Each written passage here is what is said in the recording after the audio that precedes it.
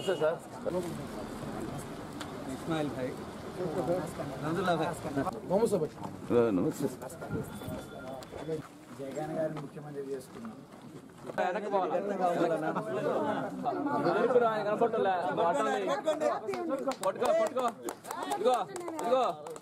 اللهم اعني على تلاوة القرآن والذكر لك والشكر لك وحسن عبادتك.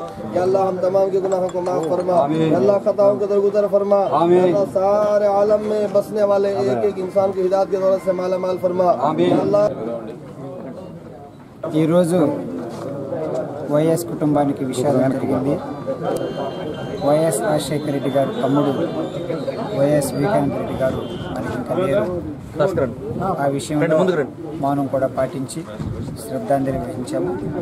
ఆత్మిక శాంతి ఉండాలని, వారిని విడిచిపెట్టిన వారందరూ కూడా మనోధైర్యం కలగాలని చెప్పి నా తరఫున, మా వైఎస్ఆర్ కుటుంబం అందరి తరఫున కూడా భగవంతుని ప్రార్థిస్తున్నాం. జగన్మోహన్ రెడ్డి గారికి చాలాసార్లు నేను చెప్పాను, నా జీవితంలో ఉన్న ఆశయాన్ని ప్రజల్లో ఉండాలని. నేను ఐఏఎస్ విడిచిపెట్టి వచ్చినందుకు నాకు వారు పెద్ద అవకాశం ఇచ్చి 2014లో నాకు ఎంపీగా అవకాశం ఇచ్చి వైఎస్ఆర్ స్థానిక నాయకుల ద్వారా, కార్యకర్తల ద్వారా నన్ను ఎంపీ గెలిపించినందుకు మరొక్కసారి వాళ్ళకి వందనాలు తెలియజేస్తున్నాను. జగన్మోహన్ రెడ్డి గారికి నేను ఎన్నిసార్లు వందనాలు చేసినా నా రుణం తీర్చుకోలేను. తర్వాత ఆశతో జగన్మోహన్ రెడ్డి గారు, అన్న మీరు కూడా నాతో రండి అసెంబ్లీలో ఉందామని చెప్పి వారు అంత పెద్ద మాట అన్నందుకు, అన్న నేను కూడా ముందు ఎంపీ ఉండి ఆ తర్వాత ఎమ్మెల్యేకి వచ్చాను, ఇప్పుడు మీరు ఎమ్మెల్యేకి రమ్మని చెప్పి అంత పెద్ద మాట వారు అన్నందుకు వారి మాట నేను గౌరవించి నాకు ఇచ్చిన గౌరవాన్ని నేను కాపాడుకోవడానికి అని చెప్పి వారు ఏం చేస్తే దానికి ముందుకు వెళ్ళడానికి సిద్ధంగా ఉన్నానని చెప్పాను. ఆ విషయంలో మరొక్కసారి నేను వందనాలు తెలియజేస్తున్నాను. తర్వాత ఈరోజు అందరికీ తెలిసిన విషయమే, నల్లపురెడ్డి వినోద్ రెడ్డి గారు, నల్లపురెడ్డి ప్రసన్న రెడ్డి గారు వీళ్ళందరూ కూడా కలిసి పార్టీని గత 6-7 సంవత్సరాలుగా వైఎస్ఆర్ పార్టీని ఎలా కాపాడుకుంటూ వచ్చారన్న విషయం అందరికీ తెలుసు. దానికి ముఖ్యమైన కారణం ఏంటంటే, వైఎస్ఆర్ కుటుంబం తరఫున వచ్చిన అందరూ కార్యకర్తలు, స్థానిక నాయకులకు, సర్పంచ్లకు, ఎంపీటీసీ అందరూ కూడా కుటుంబ సభ్యులు కనుక ఎంత థ్యాంక్స్ చెప్పినా కూడా మాటల్లోనే పోతుంది. కానీ నేను నా నడవడికలో నేను చూపించాను.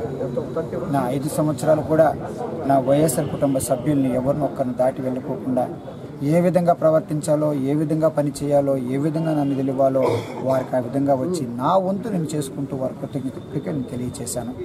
మరొక్కసారి నేను వారిని చేతులు జోడించి కోరేది ఏమిటంటే, ఇక్కడ ఉన్న వైఎస్ఆర్ పార్టీ అభిమానులకు కానీ మన ప్రజలకు కానీ జగన్మోహన్ రెడ్డి గారికి ఈసారి తప్పనిసరిగా అవకాశం ఇచ్చి తీరాలా. ఎందుకంటే చంద్రబాబు నాయుడు గారు రాష్ట్రంలో, దేశంలో ఎక్కడ కూడా ఇలాన దుర్మార్గమైన పాలన వాళ్ళు చేసుకుంటూ వస్తున్నారు.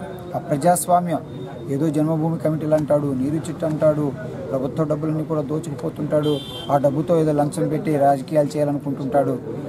తర్వాత అన్ని అబద్ధాలు. అలాంటి వ్యక్తి ఉండకూడదు. రాబోయే ఎన్నికల్లో ఏదో చేసేస్తామని చెప్పి ఏదో ఒక పసుపు కుంకుమ అంటే ఏమయ్యా మహానుభావ చంద్రబాబు గారు కాదయ్యా. 4 సంవత్సరాలు 9 నెలలు మీకు ఎవరు గుర్తురాలేదా? మహిళలు గుర్తురాలేదా? 4 సంవత్సరాలు 9 నెలల వరకు ఒక యువకుడు మీరు ఇవ్వాలా, వృత్తి ఇవ్వాలని మీకు గుర్తురాలేదా? రైతులకు రాలేదా? డ్వాక్రా విషయాలు గుర్తురాలేదా? కనుక బాబు మీరు ఎంతసేపు ఆలోచన ఏమిటంటే ఎన్నికలు రావాలా, మళ్ళీ ప్రజలను మోసం చేయాలా, గద్దెలో కూర్చోవాలా, మరలా ఇష్టం వచ్చినట్టుగా చేసుకోవాలా, అవినీతి అన్న ఒక ఆలోచన తప్ప లేదు. కనుక ఈసారి ప్రజలను కూడా మా వైఎస్ఆర్ పార్టీ కుటుంబ తరఫున చేతులు జోడించి కోరేది ఏమిటంటే, ఈసారి ఒక్క అవకాశం ఇవ్వండి. మా వైఎస్ఆర్ పార్టీ ఫ్యాన్కు గుర్తుకు ఓటు వేసి 2 కూడా ఎమ్మెల్యే, ఎంపీని ఇద్దరిని గెలిపించి ఎమ్మెల్యేని గెలిపించిన తద్వారా జగన్మోహన్ రెడ్డి గారు కూడా ముఖ్యమంత్రి అవ్వాలా. ఒక్క అవకాశం ఇవ్వండి. యువ నాయకుడు ఎంతో ఆశతో ఉన్నాడు, ప్రజలకు సేవ చేయాలా. వాళ్ళ నాన్నగారు అకస్మాత్తుగా మరణించారు. ఎక్కడైతే వారు ఆపారో ప్రజాసేవ, ఎక్కడైతే అభివృద్ధి ఆగిపోయిందో, ఎక్కడైతే ప్రజల సేవ, అది ఆరోగ్యశ్రీ కానివ్వండి, ఫీజు రీఎంబర్స్మెంట్ కానివ్వండి, మహిళలకు అభివృద్ధి కానివ్వండి, రైతులకు అభివృద్ధి కావండి ఆగిపోయినాయి. కనుక మరలా అది తిరిగి రావాలంటే ప్రజలకు కనిపించేది ఒకే ఒక ఆశాజ్యోతి ఎవరంటే జగన్మోహన్ రెడ్డి గారు. కనుక మరొక్కసారి ప్రజలను మీ చేతులు జోడించి కోరేది ఏమిటంటే, ఒక్క అవకాశం ఇవ్వండి. నవరత్నాలు కనుక ఒక్కసారి ప్రజలు దయచేసి మా కొరకు ఒక్కసారి నవరత్నాలు కనుక ఎవరన్నా ఆలోచించి చూస్తే ప్రతి ఒక్కటి కూడా పేదవాడి కొరకే.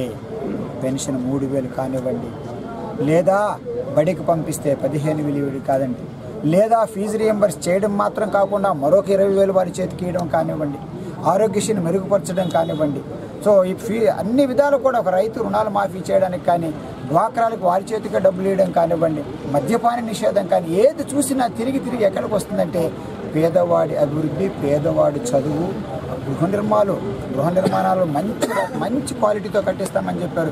25 లక్షలు తగ్గకుండా మేమందరం కలిసి ఎక్కడైతే పేదవాడు ఒక్కొక్కరున్నారో వెతికి 4.5 సంవత్సరాలు 5 సంవత్సరాలు వారిని వేతనం పెట్టారు కనుక ఈ తెలుగుదేశం వాళ్ళు కక్ష సాధించి పేదవాడు ప్రతి ఒక్కరిని వెతికి ఇల్లు లేనివాడికి ఇల్లు నిర్మించడం కాకోకుండా, పెన్షన్ లేనివాడికి పెన్షన్ ఇవ్వడం కాకోకుండా, రేషన్ కార్డుని మిగిలినవన్నీ కూడా అభివృద్ధి పథకాలను కూడా మేము చేసి ప్రజలకు మా రుణం తీర్చుకుంటాం. మరొక్కసారి ప్రజలను కోరేది ఏమిటంటే ఫ్యాన్ గుర్తును ఆదరించండి. మా ప్రియతమ నాయకులు తిరుపతి పార్లమెంట్ మాజీ సభ్యులు వరప్రసాద్ గారికి గూడూరు శాసనసభ టికెట్ రావడం మా అందరికీ చాలా ఆనందకరం. ఒక ఎంపీగా నాకు తెలిసి 1200 గ్రామాలు పర్యటించిన ఎంపీ ఎవరు లేరని కూడా గర్వంగా చెప్తున్నాం.